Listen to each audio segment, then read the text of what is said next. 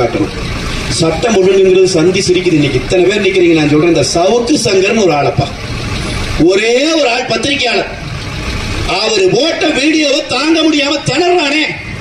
அவர் வீட்டுக்குள்ள செப்டிக் டேங்க்ல இருந்து தண்ணி மோந்துட்டு போய் வீட்டுக்கு ஊத்தி விட்டான்.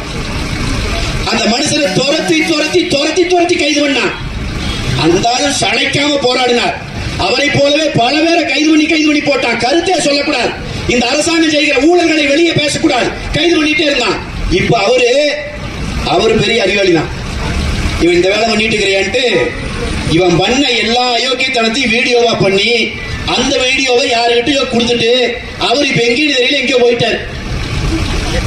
இப்ப என்ன பண்றா தெரியுங்களா? இந்த வீடியோவை போடுற சேனல் எல்லாம் நானும் போட்டேன், என்னை கூப்பிடல. பத்திரிகையாளராக இருக்காங்கல்ல, அவங்க சேனல்ல அந்த வீடியோவை போட்டா வீட்டுக்கு சம்மன் அனுப்பிட்டு இருக்குது போலீஸ். நான் இங்க இருக்கிற தேர்தல் கமிஷன் அதிகாரிகளுக்கு சொல்லுகிறேன், தேர்தல் வந்துருச்சு.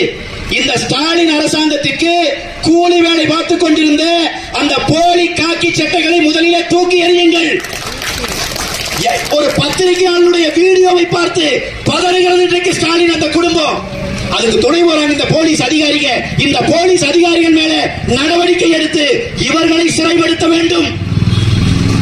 எவனுமே பேசக்கூடாதுங்கிறான், பேசுனா மிரட்டான், பேசுனா அவதூறுகளை தூக்கி வீசுறான், பேசுகிறவனை துரத்தி துரத்தி அடிக்கிறான், உயிர் அச்சுறுத்தல் கொடுக்கிறான், ஊருக்குள்ளேயே வசிக்க முடியாம பண்றான். நான் சொல்றேன், இதே சவுக்கு சங்கர் அதிமுக ஆட்சி இருந்த போது எங்களையும் எதிர்த்து பேசியது உண்டு.